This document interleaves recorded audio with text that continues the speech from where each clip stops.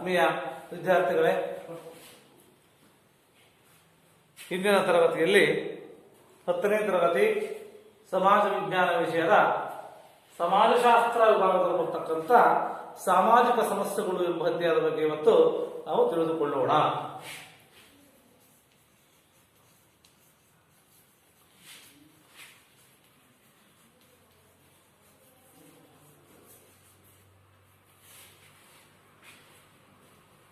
ಈ ಒಂದು ಅಧ್ಯಾಯದಲ್ಲಿ ಬರ್ತಕ್ಕಂಥ ಪ್ರಮುಖವಾಗಿರ್ತಕ್ಕಂಥ ಅಂಶಗಳು ಅಂತಂದ್ರೆ ಈ ಬಾಲ ಕಾರ್ಮಿಕರು ಮತ್ತು ಮಕ್ಕಳ ದುಡಿಮೆ ಮತ್ತು ಹೆಣ್ಣು ಭ್ರೂಣ ಹತ್ಯೆ, ಲಿಂಗ ತಾರತಮ್ಯ, ಮಕ್ಕಳ ಸಾಗಾಣಿಕೆ ಮತ್ತು ಮಾರಾಟ, ಮಕ್ಕಳ ಮೇಲಿನ ಲೈಂಗಿಕ ದೌರ್ಜನ್ಯ, ಹಸಿವು ಮತ್ತು ಅಪೌಷ್ಟಿಕತೆ, ಬಾಲ್ಯವಾಹ, ಈ ಒಂದು ಮುಕ್ತಿಗಾಗಿ ಕೆಲವು ಕ್ರಮಗಳನ್ನು ನಾವಿಲ್ಲಿ ಕೈಗೊಳ್ತಕ್ಕಂಥ ಅಂಶಗಳನ್ನ ಇವತ್ತು ನಾವು ತಿಳಿದುಕೊಳ್ಬೇಕಾಗಿದೆ. ಅದರಲ್ಲಿ ಪ್ರಮುಖವಾಗಿ ಬರ್ತಕ್ಕಂಥ ಬಾಲ ಕಾರ್ಮಿಕರು ಮತ್ತು ಮಕ್ಕಳ ದುಡಿಮೆ.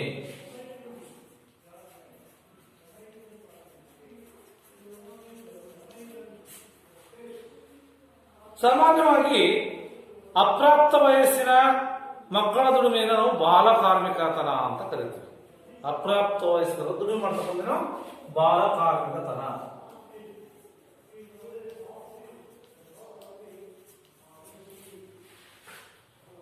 ಇಲ್ಲಿ ಭಾರತ ಸಂವಿಧಾನದ ಪ್ರಕಾರ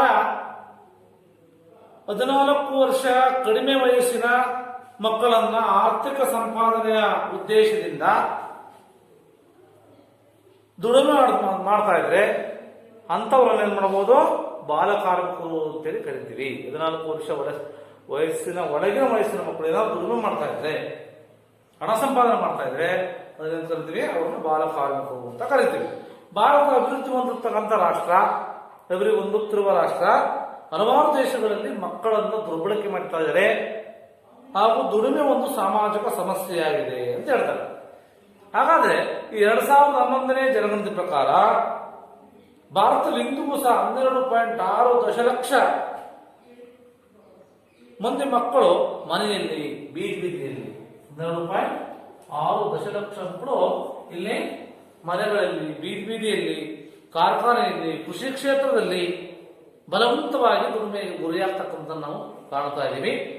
ಇದೇ ರೀತಿ ಪ್ರಪಂಚದಲ್ಲಿ ತಗೊಂಡ್ರೆ 215 ದಶಲಕ್ಷ, ಪ್ರಪಂಚದಲ್ಲಿ ತಗೊಂಡ್ರೆ 215 ದಶಲಕ್ಷ ಮಕ್ಕಳು ವಿವಿಧ ಕ್ಷೇತ್ರಗಳಲ್ಲಿ ದುಡಿತಾ ಇದ್ದಾರೆ. ಈ ಒಂದು ಮಕ್ಕಳ ದುಡಿಮೆಯಿಂದ ಅವರ ದೈಹಿಕ, ಮಾನಸಿಕ, ಬೌದ್ಧಿಕ, ಸಾಮಾಜಿಕ ಆರೋಗ್ಯ ಕುಂಠಿತ ಆಗುತ್ತೆ. ಮಕ್ಕಳು ಶಿಕ್ಷಣದಿಂದ ವಂಚಿತರಾಗ್ತಾರೆ. ಅವರ ಕೌಶಲ್ಯ ವಿಕಾಸವಾಗ್ತಕ್ಕಂಥ ಮೊದಲೇ ಅವರು ನಶಿಸಿ ಹೋಗ್ಬಿಡ್ತಾರೆ, ಹಾಳಾಗ್ತಕ್ಕಂಥ ಪ್ರಮೇಯ ಇರುತ್ತೆ. ಹಾಗಾಗಿ ಈ ಒಂದು ಬಾಲ ಕಾರ್ಮಿಕರು ಅಂದ್ರೆ ಯಾರಂದರೆ, ಬಾಲ ಕಾರ್ಮಿಕರು ಅಂದ್ರೆ ಯಾರಪ್ಪ ಅಂದ್ರೆ 14 ವರ್ಷದ ಒಳಗಿನ ಮಕ್ಕಳನ್ನ, 14 ವರ್ಷದೊಳಗಿನ ಯಾವ ಮಕ್ಕಳು ಶಾಲೆಯಿಂದ ಹೊರಗುಳಿದಾರೋ ಅವರೆಲ್ಲರೂ ಬಾಲ ಕಾರ್ಮಿಕರು. ಅವರು ದುಡಿಮೆಯಲ್ಲಿ ದುಡಿಯದೇ ಇರಲಿ, ಮನೆಯಲ್ಲೇ ಇರಲಿ, ಹೊರಗೆ ಇರಲಿ, ಶಾಲೆಗೆ ದಾಖಲಾಗಿ ನಿತ್ಯ ಹೋಗ್ತಾ ಇದ್ರೆ ಅವರೆಲ್ಲರೂ ಸಹ ಬಾಲ ಕಾರ್ಮಿಕರು ಅಂತೇಳಿ ಕರಿತೀವಿ. ಹಾಗಾದ್ರೆ 15 ವರ್ಷದ ಮೇಲಿನ ದುಡಿಯಲು ಕೆಲಸ ಮಾಡಲು ಹೋಗಬಹುದಾ ಅಂತ ನೀವು ಕೇಳಬಹುದು. ಆದರೆ 2016ರ ಕಾನೂನು ತಿದ್ದುಪಡಿಯ ಪ್ರಕಾರ 2016ರ ಕಾನೂನು ತಿದ್ದುಪಡಿ ಮಾಡಿದರೆ ಏನ್ ತಿದ್ದುಪಡಿಯಪ್ಪ ಅಂತಂದ್ರೆ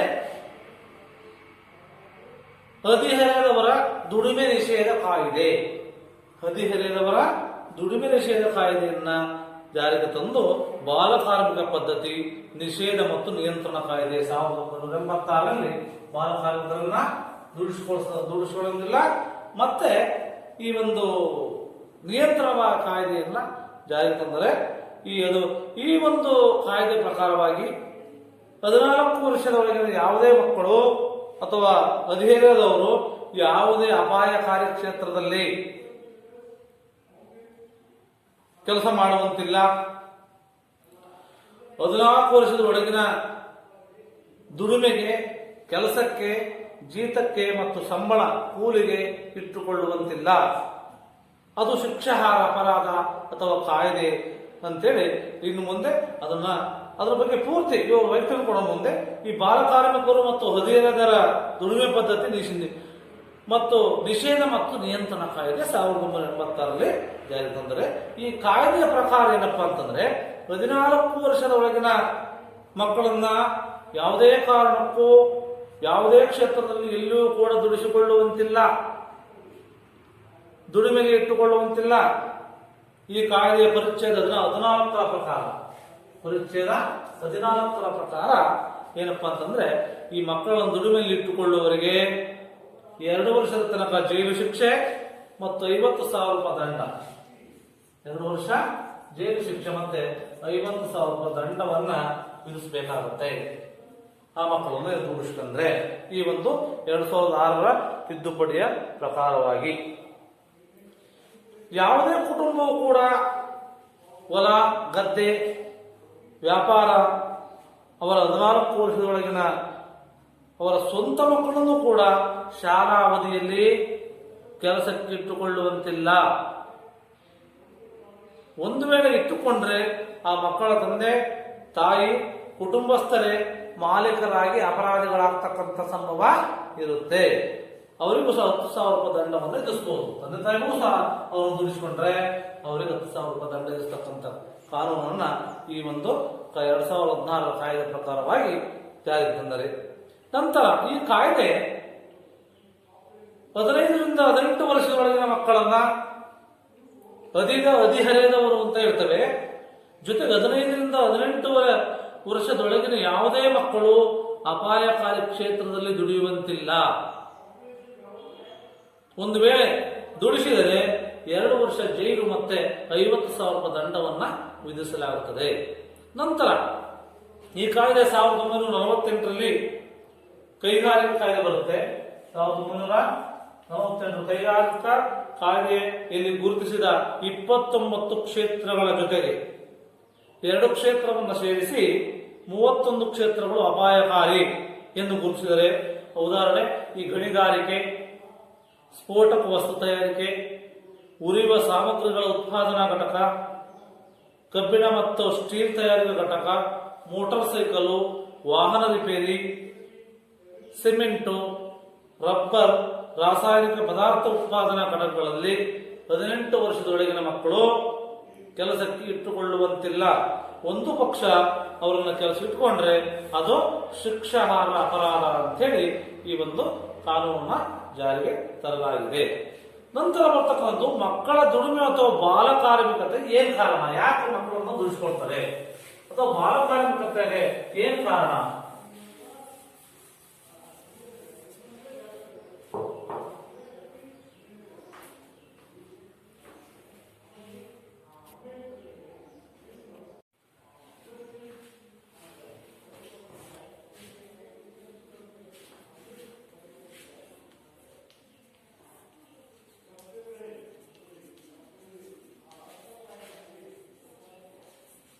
ಈ ಬಾಲಕಾರ್ಮಿಕ ಅಥವಾ ಮಕ್ಕಳ ದುಡಿಮೆ ಅಥವಾ ಬಾಲಕಾರ್ಮಿಕತೆಗೆ ಏನ್ ಕಾರಣಪ್ಪ ಅಂತಂದ್ರೆ ಮಕ್ಕಳ ಹಕ್ಕುಗಳನ್ನ ಗೌರವಿಸಲು ಅವುಗಳನ್ನು ರಕ್ಷಣೆ ಮಾಡಲಿಕ್ಕೆ ಅಗತ್ಯವಾಗಿ ಬೇಕಾಗಿರ್ತಕ್ಕಂಥ ಸಾಮಾಜಿಕ ಪರಿಸರ ಇಲ್ಲ. ಮಕ್ಕಳ ದುಡಿಮೆ, ಬಾಲ್ಯ ವಿವಾಹ, ಮಕ್ಕಳ ಸಾಗಾಣಿಕೆ ಮತ್ತು ಮಾರಾಟಕ್ಕೆ ಪ್ರಮುಖವಾಗಿರ್ತಕ್ಕಂಥ ಕಾರಣಗಳು ಅಂತಂದ್ರೆ ಈ ಕಡಿಮೆ ಕೂಲಿಯನ್ನು ಕೊಡ್ತಕ್ಕಂಥದ್ದು ಈ ಬಾಲಕಾರ್ಮಿಕತೆ ಒಂದು ಕಾರಣ. ನಂತರ ಹೆಚ್ಚು ದುಡಿಮೆಯನ್ನ ಬಯಸ್ತಕ್ಕಂಥ ಮಾಲೀಕರ ವರ್ಗದ ಸ್ವಾರ್ಥ ಲಾಭಕೋರತನ, ಮಕ್ಕಳ ದುಡಿಮೆ ಹೆಚ್ಚು ಮಾಡಲಿಕ್ಕೆ ಕಾರಣ ಆಗಿದೆ. ಅನಂತರ ಹೋಟೆಲ್ ಇರ್ಬೋದು, ಸಣ್ಣ ಕೈಗಾರಿಕೆ, ಪಟಾಕಿ ತಯಾರಿಕಾ ಘಟಕಗಳು, ಈ ಅಸಂಘಟಿತ ದುಡಿಮೆ ವಲಯ, ಬರದಿಂದ ಉಂಟಾಗ್ತಕ್ಕಂಥ ಈ ಒಂದು ಕೃಷಿ ಸಮಾಜದ ಬಿಕ್ಕಟ್ಟುಗಳು ಸಹ ಮತ್ತೆ ವಲಸೆ ಹೋಗ್ತಕ್ಕಂಥದ್ದು ಮತ್ತು ಪೋಷಕರ ದುಶ್ಚಟಗಳು ಈ ಒಂದು ಮಕ್ಕಳನ್ನ ದುಡಿಮೆಗೆ ಇಟ್ಕೊಳ್ಳಿಕ್ಕೆ ಪ್ರಮುಖವಾಗಿರ್ತಕ್ಕಂಥ ಕಾರಣ ಅಂತ ನೀವು ತಿಳಿದುಕೊಳ್ಬೇಕಾಗತ್ತೆ.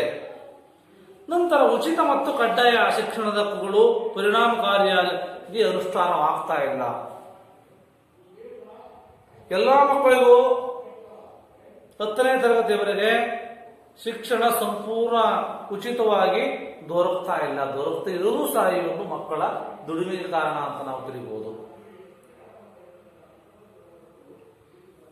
ನಂತರ ಮಕ್ಕಳ ದುಡಿಮೆಯನ್ನು ಹೆಚ್ಚಿಸಿದೆ ಮತ್ತು ಕುಟುಂಬದ ಆರ್ಥಿಕ ಸ್ಥಿತಿ, ಕನಿಷ್ಠ ಕೂಲಿ, ಈ ಭೂಸುಧಾರಣಾ ಕಾಯ್ದೆ ಅನುಷ್ಠಾನದ ಕೊರತೆಗಳು ಸಹ ಏನಾಗ್ತಾ ಇದೆ ಮತ್ತು ಈ ಒಂದು ಬಾಲ ಕಾರ್ಮಿಕರನ್ನ ಹೆಚ್ಚು ಮಾಡಲಿಕ್ಕೆ ಕಾರಣ ಆಗ್ತಾ ಇದೆ. ಹಾಗಾದ್ರೆ ಬಾಲ ಕಾರ್ಮಿಕತನದಿಂದ ಕಾರಣ ಆಯ್ತು, ಅದಕ್ಕೆ ಏನು ಆ ಮಕ್ಕಳ ದುಡಿಮೆಯಿಂದ ಏನು ದುಷ್ಪರಿಣಾಮಗಳು ಏನಾಗ್ತವೆ ಅಥವಾ ಅನಾನುಕೂಲಗಳೇನು ಅಂತಂದ್ರೆ, ಪ್ರಮುಖವಾಗಿ ಈ ಬಾಲ ಕಾರ್ಮಿಕರು ಈ ಮಕ್ಕಳು ದೈಹಿಕ ಮತ್ತು ಮಾನಸಿಕ ಬೆಳವಣಿಗೆಯ ಮೇಲೆ ಅತ್ಯಂತ ಗಂಭೀರವಾಗಿರ್ತಕ್ಕಂಥ ಪರಿಣಾಮ. ದೈಹಿಕ ಮತ್ತು ಮಾನಸಿಕ ಬೆಳವಣಿಗೆ ಮೇಲೆ ಅಂತಕ್ಕಂಥ ದೈಹಿಕ ಮತ್ತು ಅತ್ಯಂತ ಗಂಭೀರವಾಗಿರ್ತಕ್ಕಂಥ ಪರಿಣಾಮವನ್ನು ಇದು ಬೀರಬೇಕಾಗತ್ತೆ. ಬಾಲ ಕಾರ್ಮಿಕರಾಗಿ ದುಡಿತಕ್ಕಂಥ ಮಕ್ಕಳು ಯುವಕರಾದ ಮೇಲೆ ಏನಾಗುತ್ತಪ್ಪ ಅಂತಂದ್ರೆ ದೈಹಿಕ ಮತ್ತು ಮಾನಸಿಕ ಕಾಯಿಲೆಗಳಿಗೆ ತುತ್ತಾಗ್ತಾರೆ. ಚಿಕ್ಕ ವಯಸ್ಸಿನಲ್ಲೇ ದುಡಿಯುವುದರಿಂದ, ಚಿಕ್ಕ ವಯಸ್ಸಿನಲ್ಲೇ ದುಡಿಯುವುದರಲ್ಲಿ ಭಾಗವಹಿಸುವುದರಿಂದ ಕಲಿಕೆಯ ವಯಸ್ಸಿನಲ್ಲಿ ಶಿಕ್ಷಣದಿಂದ ವಂಚಿತರಾಗಿ ಅನಕ್ಷರಸ್ಥರಾಗ್ತಾರೆ. ಚಿಕ್ಕ ವಯಸ್ಸಿನಲ್ಲಿ ದುಡಿಯೋಕೆ ಹೋದ್ರೆ ಏನಾಗುತ್ತೆ, ಈ 14 ವರ್ಷದ ಒಳಗೆ ದುಡಿಯೋಕೆ ಹೋದ್ರೆ ಏನಾಗ್ತಾರೆ, ಈ ಕಲಿಕೆಯಿಂದ ವಂಚಿತರಾಗಿ ಅನಕ್ಷರಸ್ಥರಾಗ್ತಕ್ಕಂಥ ಸಂಭವ ಇದ್ದು ಇದು ಅವರ ಹಕ್ಕುಗಳನ್ನ, ಸ್ವಾತಂತ್ರ್ಯವನ್ನ ಕಸಿದುಕೊಳ್ಳುತ್ತೆ. ಮಕ್ಕಳ ದುಡಿಮೆ ಕುಟುಂಬದ ಸಾಮಾಜಿಕ ಚಲನೆ, ಆರ್ಥಿಕ ಚಲನೆ ಕುಸಿಯುವಂತೆ ಮಾಡುತ್ತೆ. ಅದರ ಜೊತೆಗೆ ಅಂತಹ ಕುಟುಂಬಗಳು ಮಕ್ಕಳು ಮತ್ತೆ ದುಡಿಮೆಗೆ, ದೌರ್ಜನ್ಯಕ್ಕೆ, ಶೋಷಣೆಗೊಳಗಾಗ್ತಕ್ಕಂಥದ್ದನ್ನು ನಾವು ಕಾಣ್ತೇವೆ. ಇಂತಹ ಬಿಕ್ಕಟ್ಟುಗಳಲ್ಲಿ ಈ ಒಂದು ಬಿಕ್ಕಟ್ಟುಗಳು ಬಾಲ್ಯ ವಿವಾಹಕ್ಕೆ, ಮಕ್ಕಳ ಮಾರಾಟ, ಮಕ್ಕಳ ಸಾಗಾಣಿಕೆ, ಸಮಾಜ ವಿರೋಧಿ ಚಟುವಟಿಕೆಗಳಿಗೆ ಅವಕಾಶವನ್ನ ಇದು ಮಾಡಿಕೊಡುತ್ತೆ. ಇಂತಹ ಪರಿಣಾಮವಾಗಿ ಮಕ್ಕಳು, ಅದರಲ್ಲೂ ಹೆಣ್ಣು ಮಕ್ಕಳು ಈ ದೌರ್ಜನ್ಯವನ್ನು ಅನುಭವಿಸಬೇಕಾಗುತ್ತೆ, ಹಿಂಸೆಯನ್ನು ಅನುಭವಿಸಬೇಕಾಗುತ್ತೆ, ಲೈಂಗಿಕವಾಗಿ ಶೋಷಣೆಗೆ ಬಲಿಯಾಗ್ತಕ್ಕಂಥ ಸಾಧ್ಯತೆ ಹೆಚ್ಚಿರುತ್ತೆ. ಈ ಒಂದು ಬಾಲ 14 ವರ್ಷದೊಳಗಿನ ಮಕ್ಕಳು ದುಡಿಯೋಕೆ ಹೋದ್ರೆ ಸಾಧ್ಯತೆ ಹೆಚ್ಚಿದೆ. ಪುಟ್ಟ ವಯಸ್ಸಿನಲ್ಲಿ ವಿವಿಧ ಕಾಯಿಲೆಗಳಿಗೆ ತುತ್ತಾಗಿ ಅಂಗವಿಕಲರಾಗ್ತಕ್ಕಂಥ ಸಾಧ್ಯತೆಗಳು ಸಹ ಇಲ್ಲಿ ಇದೆ. ಹಾಗಾಗಿ ಬಾಲಕಾರ್ಮಿಕ ಪದ್ಧತಿ ನಿರ್ಮೂಲನೆಗೆ ನೇರ ಮತ್ತು ಸ್ಪಷ್ಟ ಮೊದಲ ಪರಿಹಾರ ಅಂತಂದ್ರೆ 18 ವರ್ಷದ ಒಳಗಿನ ಎಲ್ಲಾ ಮಕ್ಕಳು ಏನಾಗಬೇಕು ಅಂದ್ರೆ ಇವು 100% ಶಾಲಾ ದಾಖಲಾತಿ ಆಗಬೇಕು. ಶಾಲಾ ದಾಖಲಾತಿಯಾಗಿ 18 ವರ್ಷದ ತನಕ ನಿರಂತರ ಶಿಕ್ಷಣವನ್ನು ಪೂರೈಸಬೇಕು. ಅವರು ನಿರಂತರವಾಗಿ ಶಿಕ್ಷಣ ಪೂರೈಸತಕ್ಕಂಥದ್ದು, ಅದಕ್ಕೆ ಸಮಗ್ರವಾಗಿ ಎಲ್ಲರ ಸಹಕಾರ ಬೇಕು. ಸುಮ್ಮನೆ ಅದನ್ನ ಶಿಕ್ಷಣ ಪೂರೈಸಲಿಕ್ಕೆ ಸಾಧ್ಯ ಇಲ್ಲ. ಎಲ್ಲ ಸರ್ಕಾರ ಬೇಕು, ಸಹಕಾರ ಬೇಕು, ಅದ್ರ ಜೊತೆಗೆ ಸಹಭಾಗಿತ್ವ ಬೇಕು, ಸಮನ್ವಯತೆ ಮತ್ತೆ ಭಾಗವಹಿಸ್ತಕ್ಕಂಥದ್ದೇ ಅದು ಪರಿಹಾರ ಅಂತ. ಇನ್ನೇನು ಪರಿಹಾರ ಇಲ್ಲ. ಎಲ್ಲಾ ಸಂದರ್ಭದಲ್ಲೂ ನಾವೇನ್ ಮಾಡ್ತಾ ಇದ್ದೇವಪ್ಪ ಅಂದ್ರೆ ಲಿಂಗ ಅಸಮಾನತೆಯನ್ನು ಕಾಪಾಡ್ತಕ್ಕಂಥದ್ದು ಮತ್ತು ಅದನ್ನು ತರತಕ್ಕಂಥದ್ದು. ಅಸಹಾಯಕ ಕುಟುಂಬಗಳ ಬದುಕಿಗೆ ವಲಸೆ ಮತ್ತೆ ಗೂಳೆ ಹೋಗೋದನ್ನು ತಡೆಗಟ್ಟಬೇಕು. ಅಸಹಾಯಕ ಕುಟುಂಬಗಳು ಏನ್ ಮಾಡ್ತಾರೆ, ಒಂದು ಊರಿಂದ ಒಂದು ಊರಿಗೆ ವಲಸೆ ಹೋಗಿ ದುಡಿಯೋಕ್ಕೋಸ್ಕರ ಹೋಗ್ತಾರೆ. ಅದು ದುಡಿಯೋಕೆ ಹೋದ ಸಂದರ್ಭದಲ್ಲಿ ಆ ಮಕ್ಕಳನ್ನ ಶಾಲೆಗೆ ಕಳಿಸ್ತಾನೆ ಇರ್ತಕ್ಕಂಥ ಸಂಭವ ಇರುತ್ತೆ. ಹಾಗಾಗಿ ಆ ಕುಟುಂಬಗಳು ಈ ವಲಸೆ ಹೋಗಬಾರದು, ಗೂಳೆ ಹೋಗತಕ್ಕಂಥದ್ದನ್ನ ನಾವು ತಡೆಗಟ್ಟಿದಾಗ ಈ ಒಂದು ಬಾಲಕಾರ್ಮಿಕತನವನ್ನ ನಾವು ಹೋಗಲಾಡಿಸಬಹುದು ಅಂತ ಹೇಳ್ಬೋದು. ನಂತರ ಬಾಲ್ಯ ವಿವಾಹ ಮತ್ತೆ ಮಕ್ಕಳ ಸಾಗಾಣಿಕೆ, ಮಾರಾಟ ತಡೆ, ಅದರ ಬಗ್ಗೆ ಅರಿವನ್ನು ಹೆಚ್ಚು ಮಾಡತಕ್ಕಂಥ ಕೆಲಸವನ್ನ ಮಾಡಬೇಕಾಗುತ್ತೆ. ನಂತರ ಮಕ್ಕಳ ರಕ್ಷಣಾತ್ಮಕ ಹಕ್ಕುಗಳನ್ನ ಪಂಚಾಯಿತಿ ಜವಾಬ್ದಾರಿಯಿಂದ ನಿರ್ವಹಿಸಬೇಕು.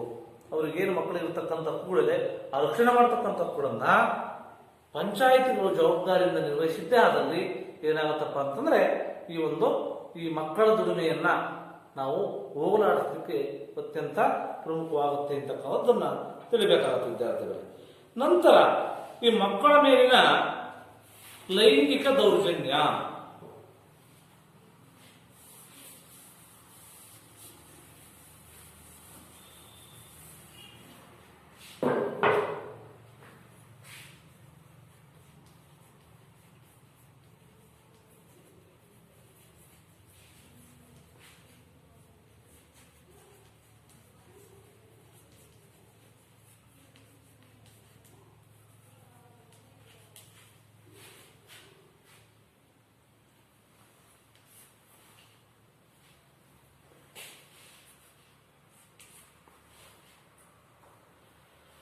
ಇತ್ತೀಚಿನ ದಿನಗಳಲ್ಲಿ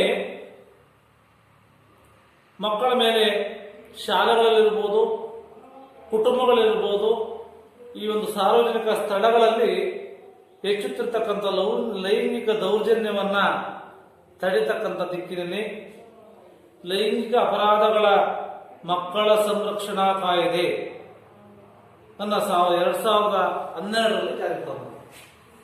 2012ರಲ್ಲಿ ಯಾವ ಕಾಯ್ದೆ? ಈ ಒಂದು ಲೈಂಗಿಕ ಅಪರಾಧಗಳಿಂದ ಮಕ್ಕಳ ರಕ್ಷಣೆಯನ್ನು ಯಾವ ರೀತಿ ಮಾಡತಕ್ಕ ಕಾಯ್ದೆಯನ್ನು ಜಾರಿಗೆ ತಂದು, ಈ ಒಂದು ಕಾಯ್ದೆ ಪ್ರಕಾರ ಮಕ್ಕಳ ಮೇಲೆ ಲೈಂಗಿಕ ದೌರ್ಜನ್ಯವನ್ನು ಹೀಗೆ ವಿವರಿಸ್ತಾರೆ. ಯಾವ ರೀತಿಯಲ್ಲಿ ಅಂತಂದ್ರೆ 18 ವರ್ಷದ ಒಳಗಿನ ಯಾವುದೇ ಮಕ್ಕಳ ಮೇಲೆ, ಗಂಡಾಗಿರ್ಬೋದು ಹೆಣ್ಣಾಗಿರ್ಬೋದು, ಯಾವುದೇ ರೀತಿಯ ಲೈಂಗಿಕ ಉದ್ದೇಶದಿಂದ ಶೋಷಣೆ ಮಾಡಿದ್ರೆ, ದೌರ್ಜನ್ಯ ಮಾಡಿದ್ರೆ, ಕಿರುಕುಳವನ್ನು ಕೊಟ್ಟರೆ, ಹಲ್ಲೆ ಮಾಡಿದ್ರೆ ಅಥವಾ ಅಸುರಕ್ಷಿತ ಸ್ಪರ್ಶವನ್ನು ಮಾಡಿದ್ರು ಸಹ ಅದನ್ನು ಲೈಂಗಿಕ ದೌರ್ಜನ್ಯ ಅಂತ ಪರಿಗಣಿಸಿ ಇವರಿಗೆ ಶಿಕ್ಷೆ ನೀಡತಕ್ಕಂಥ ಕಾನೂನನ್ನ 2012ರಲ್ಲಿ ಜಾರಿಗೆ ತರಲಾಗಿದೆ. 2012 ಜೂನ್ 19.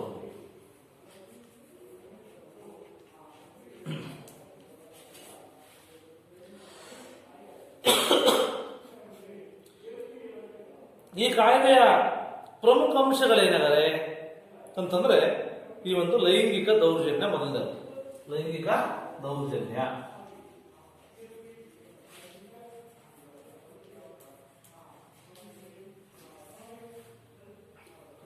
ಆಮೇಲೆ ಬಲಾತ್ಕಾರ ಮಾಡ್ತಕ್ಕಂಥದ್ದು, ದುರುಪಯೋಗ ಮಾಡ್ತಕ್ಕಂಥದ್ದು, ತೀವ್ರ ಭೇದಕ ಲೈಂಗಿಕ ದೌರ್ಜನ್ಯವನ್ನ ಮಾಡ್ತಕ್ಕಂಥದ್ದು.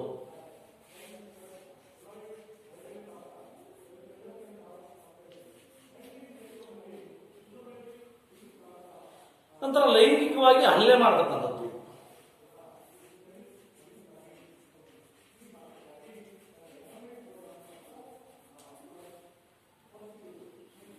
ಮತ್ತೆ ಲೈಂಗಿಕ ಕಿರುಕುಳವನ್ನು ಕೊಡ್ತಕ್ಕಂಥದ್ದು.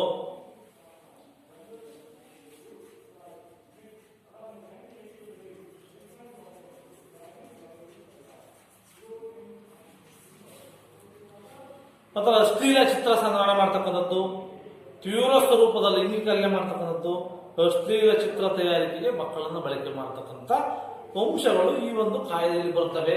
ಈ ಎಲ್ಲ ಅಂಶಗಳನ್ನ ಯಾರು ಮಾಡ್ತಾರೆ ಅವರಿಗೆ ಅಂತವರಿಗೆ ಈ ಒಂದು ಶಿಕ್ಷೆಯನ್ನು ಕೊಡ್ತಕ್ಕಂಥ ಒಂದನ್ನ ಕಾನೂನನ್ನ 2012ರಲ್ಲಿ ಜಾರಿಗೆ ತರಲಾಗಿದೆ.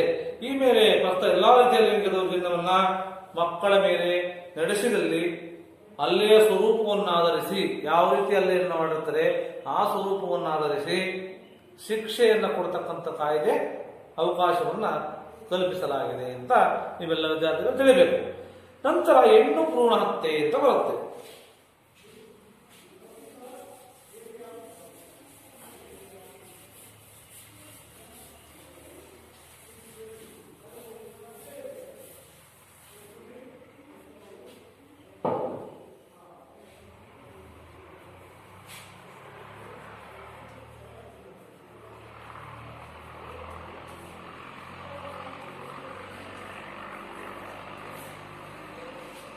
ಏನು ಸ್ವಾಭಾವಿಕವಾಗಿ ತಾಯಿಯ ಗರ್ಭದಲ್ಲಿ ಬೆಳೆದಂತ ಹೆಣ್ಣು ಭ್ರೂಣವನ್ನು ಬೆಳೆಯದಂತೆ ತಡೆತಕ್ಕಂಥ ಅಥವಾ ಕಾನೂನನ್ನು ಕಡೆಗಣಿಸಿ ಹತ್ಯೆ ಮಾಡುವುದನ್ನು ನಾವು ಹೆಣ್ಣು ಭ್ರೂಣ ಹತ್ಯೆ ಅಂತ ಕರಿತೀವಿ. ತಾಯಿ ಗರ್ಭದಲ್ಲಿದ್ದಾಗಲೇ ಏನ್ ಮಾಡೋದು, ಅವನು ಹತ್ಯೆ ಮಾಡತಕ್ಕಂಥದ್ದು. ಇತ್ತೀಚೆಗೆ ನಮ್ಮ ಸಾಮಾಜಿಕ ಬದುಕನ್ನ ಬಹಳವಾಗಿ ಕಾಡ್ತಕ್ಕಂಥ ಒಂದು ಹೆಣ್ಣು ಭ್ರೂಣ ಹತ್ಯೆ ಕುರಿತು ನಿಖರವಾಗಿರ್ತಕ್ಕಂಥ ಮಾಹಿತಿ ಇವತ್ತು ಸಿಗ್ತಕ್ಕಂಥ ಕಷ್ಟ ಆಗಿದೆ. ಆದರೆ ಹೆಣ್ಣು ಭ್ರೂಣವನ್ನ ಹತ್ಯೆಯನ್ನ ಸೂಚಿಸ್ತಕ್ಕಂಥ ಅಂಶಗಳು ನಮಗೆ ಸಿಗ್ತವೆ. ಹೆಣ್ಣು ಭ್ರೂಣ ಹತ್ಯೆ ಹೇಗೆ ನಡೀತಾ ಇದೆ ಅಂತಕ್ಕಂಥದನ್ನ ನಾವು ಅರ್ಥ ಮಾಡಿಕೊಳ್ಳಲಿಕ್ಕೆ ಈ ಅಂಶಗಳು ಬಹು ಒಂದು ಕಾರಣ ಆಗ್ತವೆ. ಅದರಲ್ಲಿ ಭಾರತದ ಜನಗಣತಿ ಪ್ರಕಾರ 1961ರಿಂದ 1961ರಲ್ಲಿ 0.6 ಮಕ್ಕಳ ವಯೋಮಾನದ ಮಕ್ಕಳ ಗುಂಪಿಗೆ ಸೇರಿದಂತ ಲಿಂಗಾನುಪಾತ 1980 ಮಕ್ಕಳ ಸಂಖ್ಯೆ ಕಡಿಮೆಯಾಗಿ 1980ರಲ್ಲಿ ಏನಾಗುತ್ತೆ, ಇದು ಈ ಹೆಣ್ಣು ಮಕ್ಕಳ ಸಂಖ್ಯೆ ಕಡಿಮೆಯಾಗಿ ಗಂಡು ಮಕ್ಕಳ ಸಂಖ್ಯೆ ಹೆಚ್ಚಾದನ್ನು ನಾವು ಕಂಡು. ಯಾವಾಗ 1980ರಲ್ಲಿ. 2001ರ ಜನಗಣತಿ ಪ್ರಕಾರ ಪ್ರತಿ 1000 ಪುರುಷರಿಗೆ ಹೆಣ್ಣು ಮಕ್ಕಳು ಎಷ್ಟಿದ್ರಪ್ಪ ಅಂದ್ರೆ 933 ಇದ್ರು. ಎಷ್ಟಿದ್ರು? 1000 ಪುರುಷರಿದ್ರು ಅಂದ್ರೆ 2001ನೇ ಜನಗಣತಿ ಪ್ರಕಾರ 933 ಹೆಣ್ಣು ಮಕ್ಕಳು ಇದ್ರು. ಅದು ಲಿಂಗಾನುಪಾತ ಅಂತೇಳಿ ಕರಿತೀವಿ ನಾವು ಅದನ್ನ. 1000 ಪುರುಷರಿಗೆ ಎಷ್ಟು ಮಹಿಳೆ ಇರುತ್ತಾರೆ, ಅದನ್ನು ಲಿಂಗಾನುಪಾತ ಅಂತ ಕರಿತೀವಿ. ಆದರೆ ಅದೇ ಮತ್ತು 2012ನೇ ಜನಗಣತಿ ಪ್ರಕಾರ ಪ್ರತಿ 1000 ಪುರುಷರಿಗೆ ಹೆಣ್ಣು ಮಕ್ಕಳ ಸಂಖ್ಯೆ 944. 933 ಇದ್ದೇನಾಯ್ತು, 2011ರಲ್ಲಿ 933 ಇತ್ತು. ಅದು 2012ರಲ್ಲಿ ಎಷ್ಟಾಯ್ತು, 940 ಆಯ್ತು. ನೀವು ಕೇಳಬಹುದು 2012ನೇ ಜನಗಣತಿ ಪ್ರಕಾರ, ಭಾರತದ ಜನಗಣತಿ ಪ್ರಕಾರ ಲಿಂಗಾನುಪಾತ ಎಷ್ಟು ಅಂತ ಕೇಳಿದ್ರೆ 941 ಬರಬೇಕಾದ್ರೆ 0.06 ವಯೋಮಾನದ ಮಕ್ಕಳಲ್ಲಿ ಲಿಂಗಾನುಪಾತ ಪ್ರತಿ 1000 ಗಂಡು ಮಕ್ಕಳಿಗೆ 914 ಪ್ರಮಾಣದಲ್ಲಿದೆ.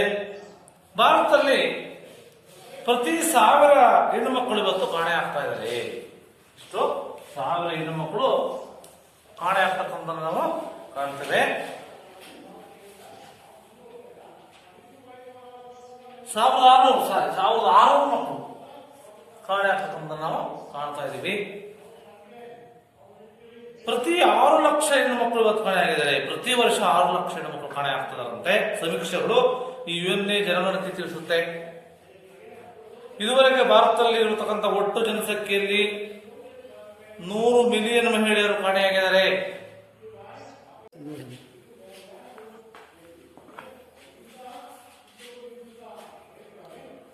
ಎಂದು ಕೆಲವು ಸಮೀಕ್ಷೆಗಳು ತಿಳಿಸ್ತವೆ.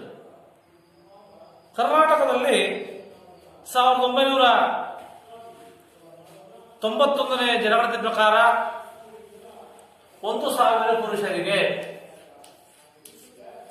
960 ಮಹಿಳೆಯರು ಇದ್ರೆ 2001ನೇ ಜನಗಣತಿ ಪ್ರಕಾರ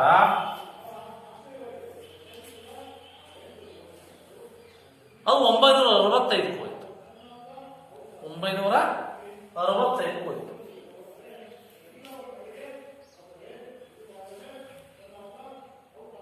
ಹೆಚ್ಚಳಾಗಿದೆ. ಈ ಸಂಖ್ಯೆ ದೃಷ್ಟಿಯಿಂದ ಇದು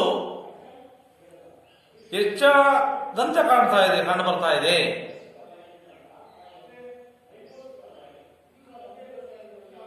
ಇದೇ ಸಂದರ್ಭದಲ್ಲಿ 0.06 ವಯೋ ಗುಂಪಿನಲ್ಲಿ ಲಿಂಗಾನುಪಾತವನ್ನು ಗಮನಿಸಿದರೆ ನಮಗೆ ಆತಂಕ ಆಗುತ್ತೆ. ಏನಪ್ಪಾ ಅಂತಂದ್ರೆ ಕರ್ನಾಟಕದಲ್ಲಿ 1901ರ ಜನಗಣತಿ ಪ್ರಕಾರ 0.06 ಗುಂಪಿನ ವಯೋ ಗುಂಪಿನಲ್ಲಿರ್ತಕ್ಕಂಥ 1000 ಗಂಡು ಮಕ್ಕಳಿಗೆ 940 ಹೆಣ್ಣು ಮಕ್ಕಳು ಇದ್ದಾರೆ.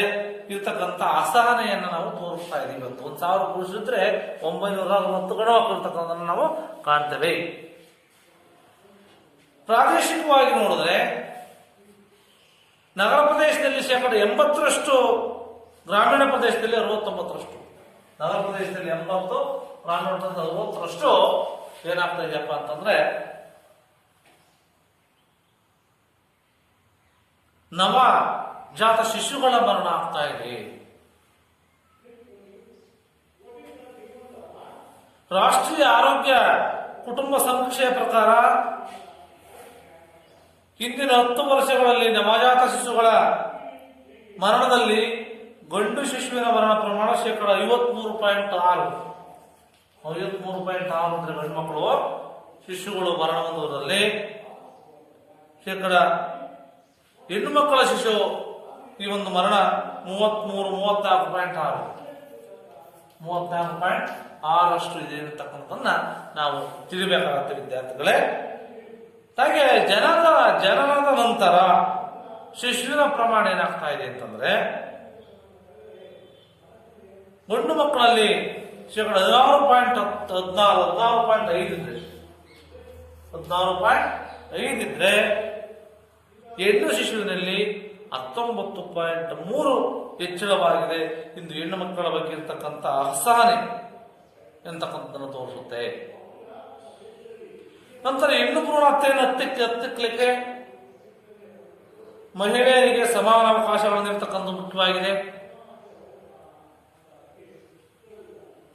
ಸಮಾನತೆಯ ಮಾನದಂಡಕ್ಕೆ ಮಹತ್ವವನ್ನು ಕೊಡಬೇಕಾಗುತ್ತೆ. ಮತ್ತೊಂದೆಡೆ ಕುಸಿತಕ್ಕಂಥ ಲಿಂಗಾನುಪಾತವನ್ನು ಗುರುತಿಸಿ ಹೆಣ್ಣು ಭ್ರೂಣ ಹತ್ಯೆಯನ್ನ 1994ರಲ್ಲಿ ಮಾಡಿದ್ರು. ಹೆಣ್ಣು ಭ್ರೂಣ ಹತ್ಯೆಯನ್ನ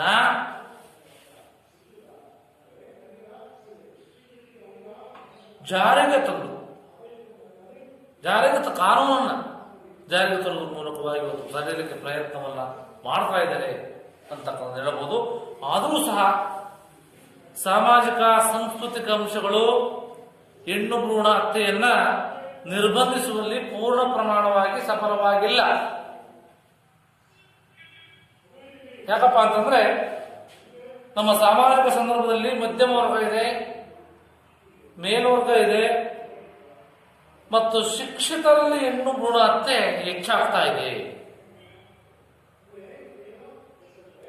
ಬಹುದೊಡ್ಡ ಸವಾಲು. ಸಾಮಾಜಿಕವಾಗಿ ಆರ್ಥಿಕವಾಗಿ ಮುಂದುವರೆದ ಒಂದು ಸಾಮಾಜಿಕ ಗುಂಪು ವರ್ಗಗಳಲ್ಲಿ ಹೆಣ್ಣು ಭ್ರೂಣ ಹತ್ಯೆ ಹೆಚ್ಚಾಗಿ ನಡೀತಾ ಇದೆ. ಆದರೆ ಈ ಪಿಡುಗಿನ ಮೂಲ ಬೇರುಗಳನ್ನ ಮದುವೆಯ ಮತ್ತು ಆಸ್ತಿಯ ವಂಶ ಪಾರಂಪರ್ಯದಲ್ಲಿ ನಾವು ಕಾಣ್ತೇವೆ. ಮಗಳ ಮದುವೆ ಖರ್ಚಿರಬಹುದು, ವರದಕ್ಷಿಣೆ ಇರಬಹುದು, ಆಕೆಯ ಗಂಡನ ಮನೆಯ ನಿರಂತರ ಶೋಷಣೆ, ಲೈಂಗಿಕ ಶೋಷಣೆ, ದೌರ್ಜನ್ಯ, ಸಾರ್ವಜನಿಕ ಸ್ಥಳಗಳಲ್ಲಿ ಹೆಣ್ಣು ಮಕ್ಕಳ ಮೇಲೆ ಇರತಕ್ಕಂಥ ದೌರ್ಜನ್ಯವನ್ನ ಇನ್ನೂ ಮುಂತಾದ ಒಂದು ಕಡೆ ಆದರೆ, ಮತ್ತೊಂದು ಕಡೆ ವಂಶ ಪಾರಂಪರ್ಯವಾಗಿ ಬಂದ ಆಸ್ತಿ ಹಕ್ಕುದಾರ ಮಗನೇ ಆಗಬೇಕಾದ ಆಸ್ತಿ ಹಕ್ಕುದಾರ ಏನೋ ಮಗನೇ ಆಗಬೇಕು ಅಂತೇಳಿ ಈ ಒಂದು ಇನ್ನೊಂದು ಕಾರಣದಿಂದ ಈ ಕಾರಣ ಮೇಲ್ನೋಟ ಕಂಡು ಬರುತ್ತೆ.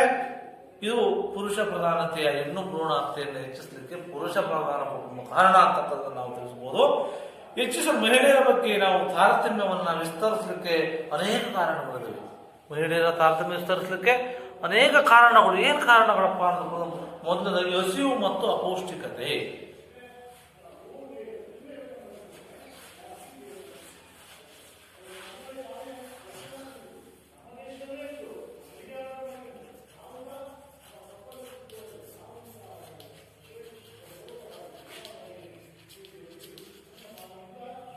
ಅಪೌಷ್ಟಿಕತೆ.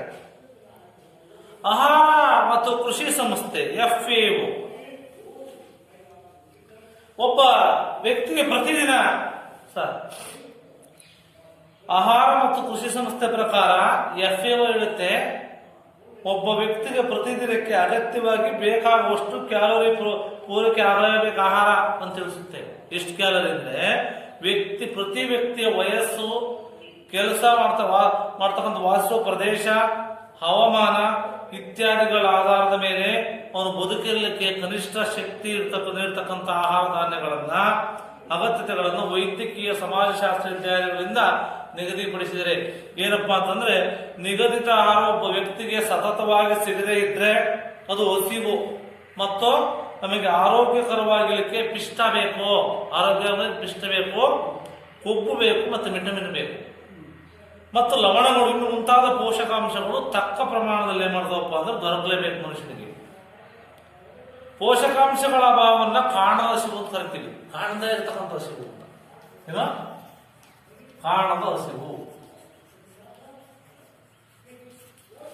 ಹಾಗಾಗಿ ಬಡವರು ಹೆಚ್ಚಾಗಿ ಕ್ಯಾಲೋರಿ ಪೋಷಕ ಎರಡರಿಂದಲೂ ವಂಚಿತರಾಗ್ತಾ ಇದ್ದಾರೆ ಇವತ್ತು ಅಂತ. ಹೌದಾ? FAO ಪ್ರಕಾರ ಭಾರತದಲ್ಲಿ ಸರಾಸರಿ ದಿನಕ್ಕೆ ಕನಿಷ್ಠ 1820 ಕ್ಯಾಲೋರಿ ಅಗತ್ಯವಾಗಿ ಬೇಕಂತೆ. ಎಷ್ಟು? 1820 ಕ್ಯಾಲೋರಿ ಏನ್ ಬೇಕು ನಮಗೆ, ಆಹಾರ ಬೇಕು ಪ್ರತಿದಿನ. ಕನಿಷ್ಠ ಅಗತ್ಯತೆಗಿಂತ 1632ಕ್ಕಿಂತಲೂ ಕಡಿಮೆ ಕ್ಯಾಲೋರಿ ಇರ್ತಕ್ಕಂಥ ಆಹಾರ ಪಡಿತಕ್ಕಂಥವರು ಹಸಿವು ಮತ್ತು ಪೋಷಕಾಂಶಗಳಿಂದ ಬಳಲ್ತಾ ಇದ್ದಾರೆ. ಎಂದು ನಿರ್ಧರಿಸಲಾಗುತ್ತೆ.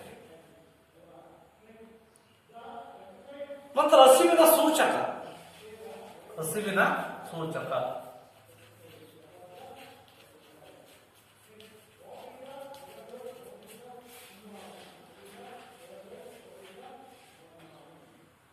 ಏನು? ಹಸಿವಿನ ಸೂಚಕ, ಹಸುವಿಗೆ ಹಲವು ಮುಖಗಳಿವೆ.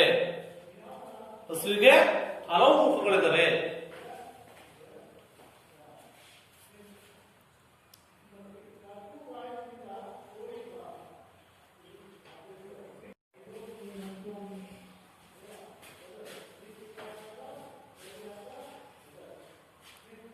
ಬದುಕಲಿಕ್ಕೆ ಅಗತ್ಯವಾಗಿ ಬೇಕಾದಷ್ಟು ಆಹಾರ ಸಿಗಬೇಕು.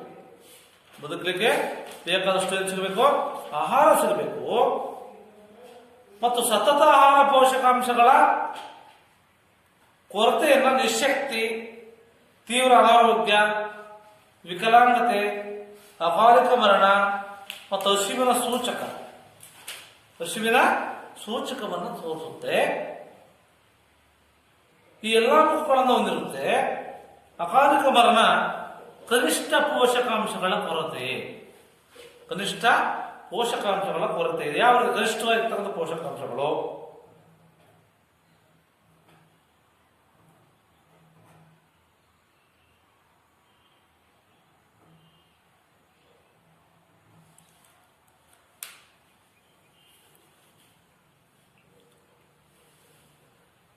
ಆದ್ದರಿಂದ ಈಗಾಗಲೇ ದೊರೆತಕ್ಕಂಥ ಅಂಕಿಅಂಶಗಳ ಆಧಾರದ ಮೇಲೆ ಹಸಿವಿನ ಸೂಚಕವನ್ನು ನಾವು ಬಳಸ್ತೀವಿ. ಹಸಿವಿನ ಸೂಚಕ ಈ 3 ಪ್ರಮುಖ ಅಂಶಗಳ ಸರಾಸರಿಯಿಂದ ನಾವು ತಿಳಿಯಬಹುದು. ಏನು ಅಂಶಗಳು? 3 ಅಂಶಗಳನ್ನು ಕೂಡಿ 3ರಿಂದ ಭಾಗಿಸಿದ ಬರತಕ್ಕಂಥ ಸಂಖ್ಯೆ ನಾವು ಹಸಿವಿನ ಸೂಚಕ ಅಂತ ಕರಿತೇವೆ. ಕನಿಷ್ಠ ಕ್ಯಾಲೋರಿ ಒಂದನೇದು. ಕನಿಷ್ಠ ಕ್ಯಾಲೋರಿ ಹೇಳಿದೆ 1820 ಕ್ಯಾಲೋರಿ ಪ್ರತಿದಿನ ಮನುಷ್ಯನಿಗೆ ಬೇಕೇ ಬೇಕು. ಏನೋ ಆಹಾರ.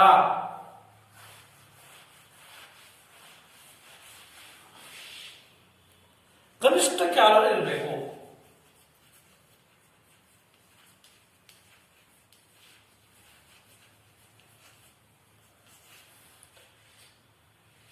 ಆಹಾರ ಸೇವಿಸುವವರ ಶೇಕಡಾವಾರು ಪ್ರಮಾಣ ಎಷ್ಟಿದೆ? ಸರಾಸರಿ ತೂಕಕ್ಕಿಂತ ಕಡಿಮೆ ತೂಕ ಇರತಕ್ಕಂಥ 5 ವರ್ಷದ ಮಕ್ಕಳ ಸರಾಸರಿ ಎಷ್ಟು? ಸರಾಸರಿ ತೂಕ 5 ವರ್ಷದ ಒಳಗಿನ ಮಕ್ಕಳ ಶೇಕಡಾವಾರು ಪ್ರಮಾಣ ಎಷ್ಟಿದೆ? 5 ವರ್ಷದ ಒಳಗಿನ ಮಕ್ಕಳ ಮರಣದ ಶೇಕಡಾವಾರು ಪ್ರಮಾಣ ಎಷ್ಟಿದೆ?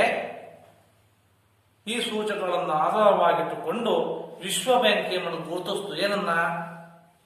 ಭಾರತದಲ್ಲಿ ಪ್ರಪಂಚದಲ್ಲಿ ಹೆಚ್ಚಿನ ಮಕ್ಕಳು ಹಸಿವು ಮತ್ತು ಅಪೌಷ್ಟಿಕದಿಂದ ಬಳಲ್ತಾ ಇದ್ದಾರೆ. ವಿಶ್ವ ಬ್ಯಾಂಕ್ ಹೇಳುತ್ತೆ.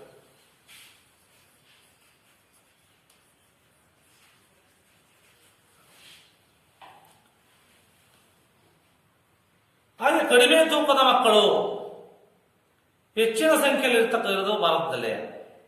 ಇದು ಶಿಶು ಮರಣವನ್ನ ಮತ್ತು ಮಕ್ಕಳ ಚಲನೆಯನ್ನ, ಸಂತಾನೋತ್ಪತ್ತಿಯನ್ನ, ಆರ್ಥಿಕ ಬೆಳವಣಿಗೆಯನ್ನು ಸಹ ಏನ್ ಮಾಡುತ್ತಪ್ಪ ಅಂತಂದ್ರೆ ಜೊತೆಗೆ ಸಹಸಂಬಂಧವನ್ನು ಹೊಂದಿದೆ. 2015ರಲ್ಲಿ ಪ್ರಕಟವಾಗಿರ್ತಕ್ಕಂಥ ಜಾಗತಿಕ ಹಸಿವಿನ ಸೂಚ್ಯಾಂಕ ಅಂತ ಕರಿತೀವಿ. 2015ರಲ್ಲಿ ಪ್ರಕಟವಾದ ಜಾಗತಿಕ ಹಸಿವಿನ ಸೂಚ್ಯಂಕದ ಪ್ರಕಾರ ಭಾರತವು 20ನೇ ರ್ಯಾಂಕಿನಲ್ಲಿದೆಯಂತೆ. 20ನೇ ರ್ಯಾಂಕಿನಲ್ಲಿದ್ದು ಇದು ಭಾರತದಲ್ಲಿರ್ತಕ್ಕಂಥ ಹಸಿವಿನ ಗಂಭೀರತೆ, ಹಸಿವು ಎಷ್ಟಿದೆ, ಎಷ್ಟು ಗಂಭೀರವಾಗಿದೆ ಅಂತಕ್ಕಂಥ ನಾವು ತಿಳಿದುಕೊಳ್ಬೇಕಾಗುತ್ತೆ.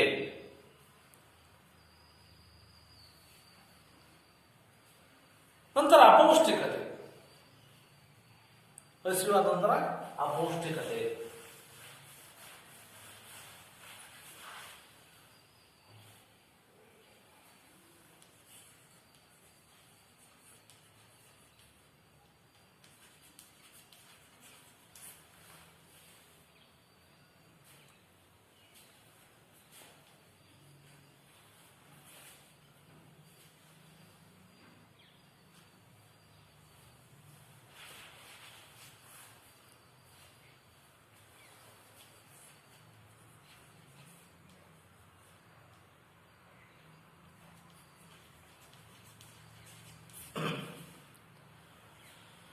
2011 ರಾಷ್ಟ್ರೀಯ ಆರೋಗ್ಯ ಸಮೀಕ್ಷೆ, 2011 ರಾಷ್ಟ್ರೀಯ ಆರೋಗ್ಯ ಸಮೀಕ್ಷೆಯ 4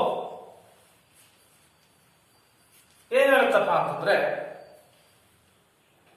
HFHS ಪ್ರಕಾರ ಕರ್ನಾಟಕದ ಗ್ರಾಮೀಣ ಪ್ರದೇಶದಲ್ಲಿರ್ತಕ್ಕಂಥ 24.3% ಮಹಿಳೆಯರ ಮತ್ತು ನಗರ ಪ್ರದೇಶಗಳ 16.2%, ಗ್ರಾಮೀಣ ಪ್ರದೇಶದಲ್ಲಿ 24.3%, ನಗರ ಪ್ರದೇಶದಲ್ಲಿ 16.2% ಮಹಿಳೆಯರು ಬಾಡಿ ಮಾಸ್ ಸೂಚಿ BMI ಕನಿಷ್ಠ ಮಟ್ಟಕ್ಕಿಂತಲೂ ಕಡಿಮೆ ತೂಕ ಹೊಂದಿದ್ದಾರೆ. ಕನಿಷ್ಠ ಮಟ್ಟಕ್ಕಿಂತಲೂ ಕಡಿಮೆ ತೂಕ ಹೊಂದಿರತಕ್ಕಂಥ ನಾವು ಕಾಣ್ತೀವಿ. ಗ್ರಾಮೀಣ ಪ್ರದೇಶದಲ್ಲಿ 24.3%, ನಗರ ಪ್ರದೇಶದಲ್ಲಿ 16.2% ಕಾಣ್ತೇವೆ.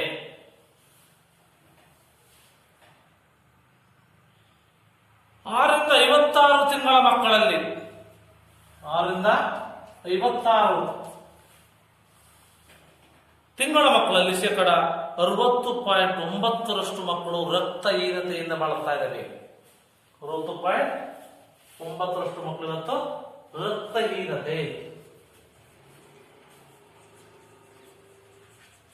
ರಕ್ತಹೀನತೆಯಿಂದ ಈ ಬಳಲ್ತಕ್ಕಂಥದ್ದನ್ನು ನಾವು ಕಾಣ್ತೇವೆ.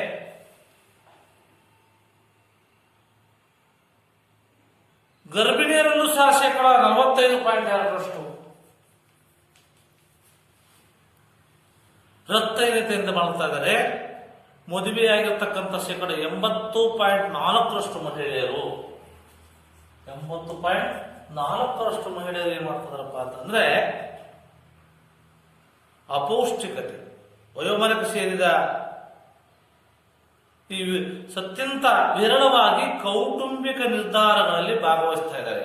79.5 ಮಹಿಳೆಯರನ್ನು ತನ್ನ ಗಂಡನಿಂದಲೇ ಹಿಂಸೆ ಪಡ್ಕೊಳ್ತಕ್ಕಂಥ 79.5% ತನ್ನ ಗಂಡನಿಂದಲೇ ಹಿಂಸೆಯನ್ನು ಕೊಡ್ತಕ್ಕಂಥ ಒಂದು ಪರಿಸ್ಥಿತಿ ಇವತ್ತು ನಿರ್ಮಾಣ ಆಗಿದೆ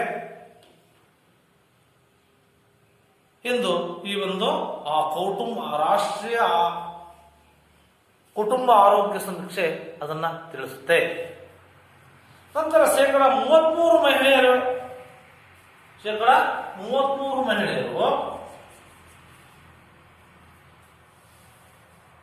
ಮತ್ತು 28% ಪುರುಷರು ಬಾಡಿ ಮಾಸ್ ಸೂಚಿ 28% ಪುರುಷರು ಬಾಡಿ ಮಾಸ್ ಸೂಚಿಯನ್ನ ನಿಗದಿತ ಮಟ್ಟಕ್ಕಿಂತಲೂ ಕಡಿಮೆ ಇದೆ. 15ರಿಂದ 35 ತಿಂಗಳ ವಯೋಮಾನದ 70% ಮಕ್ಕಳು 70% ಮಕ್ಕಳು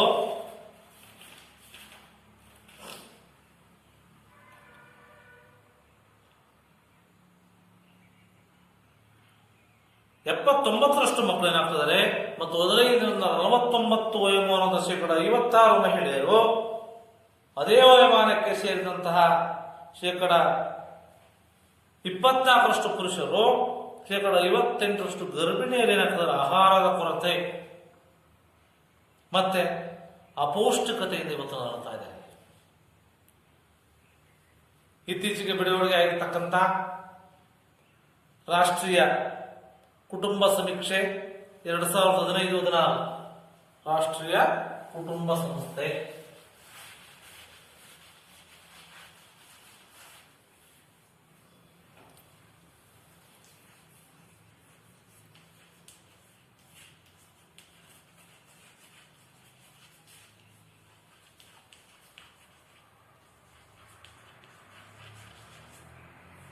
ಎರಡು 2015-16 ಕರ್ನಾಟಕದಲ್ಲಿ 6ರಿಂದ 35 ತಿಂಗಳ ವಯೋಮಾನದ ಒಟ್ಟು ಮಕ್ಕಳಲ್ಲಿ 70.4% ಮಕ್ಕಳು ಎಷ್ಟು 6ರಿಂದ 35 ತಿಂಗಳ ವಯೋಮಾನದ ಮಕ್ಕಳು, ಅದರಲ್ಲಿ 70.4% ಮಕ್ಕಳು ಇವತ್ತು ರಕ್ತಹೀನತೆಯಿಂದ ಬಳಲ್ತಾ ಇದ್ದಾರೆ. 70.4% ರಕ್ತಹೀನತೆಯಿಂದ ಬಳಲ್ತಾ ಇದ್ದಾರೆ.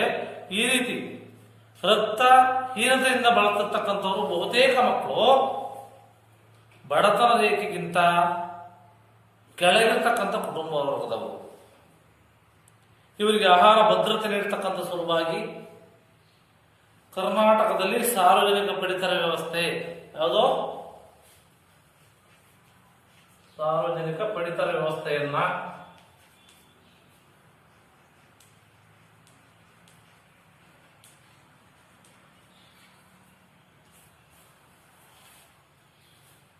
ವ್ಯವಸ್ಥೆಯ ಮೂಲಕವಾಗಿ ಈ ಬಡತನ ರೇಖೆಗಿಂತ ಕೆಳಗಿರ್ತಕ್ಕಂಥ ಕುಟುಂಬಗಳಿಗೆ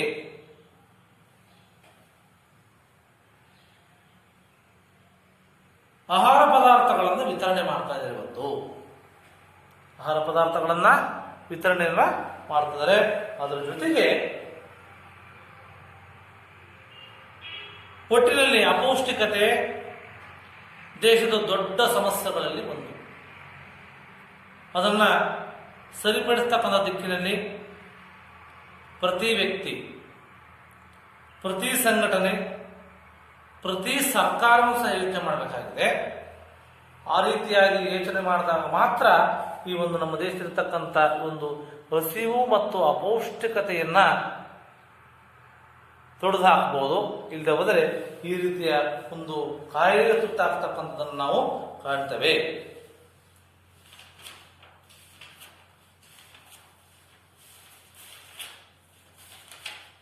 ಇಷ್ಟು ಇವತ್ತಿನ ತರಗತಿಯಲ್ಲಿ ವಿದ್ಯಾರ್ಥಿಗಳೇ ನೀವೆಲ್ಲ ಅಧ್ಯಯನ ಮಾಡೋದ್ರಲ್ಲಿ ಪ್ರಮುಖವಾಗಿ ಬಾಲಕಾರ್ಮಿಕರು, ಸಾಮಾಜಿಕ ಸಮಸ್ಯೆಗಳಲ್ಲಿ ಬರ್ತಕ್ಕಂಥ ಬಾಲಕಾರ್ಮಿಕರು ಅಂದ್ರೆ ಯಾರು ಅಂತಂದ್ರೆ ನಿಮ್ಮೆಲ್ಲ ಗೊತ್ತೇನು? 14 ವರ್ಷದ ಒಳಗಿನ ಮಕ್ಕಳು ಈ ಕಾರ್ಖಾನೆಗಳಲ್ಲಿ ಅಥವಾ ಕೃಷಿ ಕ್ಷೇತ್ರದಲ್ಲಿ ಏನಾದ್ರೂ ದುಡಿಲಿಕ್ಕೆ ಹೋದ್ರೆ ಅಂತವರನ್ನ ಬಾಲಕಾರ್ಮಿಕರು ಅಂತ ಕರಿತೀವಿ.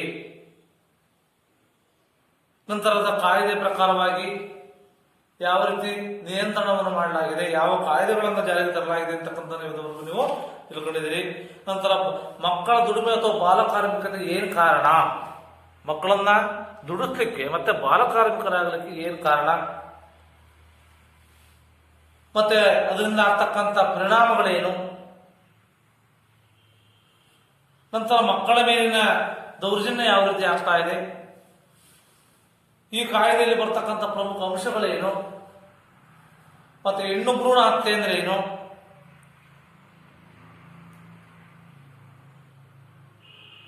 ನಂತರ ಹಸಿವು ಮತ್ತು ಅಪೌಷ್ಟಿಕತೆ ಮತ್ತೆ ಹಸಿವಿನ ಸೂಚಕವನ್ನ ನಾವು ಯಾವ ರೀತಿ ನಾವು ಕಂಡುಹಿಡಿತೀವಿ, ನಂತರ ಅಪೌಷ್ಟಿಕತೆಯಿಂದ ಯಾವ ತರಹದ ಕಾಯಿಲೆಗಳಿಗೆ ತುತ್ತಾಗ್ತಾರೆ ಎಂತಕ್ಕಂಥದ್ದು ಆ ಒಂದು ರಾಷ್ಟ್ರೀಯ ಆರೋಗ್ಯ ಕುಟುಂಬ ಆರೋಗ್ಯ ಸಮೀಕ್ಷೆ 2011ರಲ್ಲಿ ಆ ಪ್ರಕಾರ ಯಾವ ರೀತಿಯಾಗಿರ್ತಕ್ಕಂಥ ಅಪೌಷ್ಟಿಕತೆ ಇಷ್ಟಿಷ್ಟು ಶೇಕಡ 100ಕ್ಕೆ ಇಷ್ಟೆಷ್ಟು ಜನ ಇದ್ದಾರೆ ಎಂತಕ್ಕಂಥದ್ದನ್ನ ವಿದ್ಯಾರ್ಥಿಗಳೇ ಇದುವರೆಗೆ ನೀವು ತಿಳಿದುಕೊಂಡಿದ್ದೀರಿ. ಎಲ್ಲರಿಗೂ ಥ್ಯಾಂಕ್ಸ್.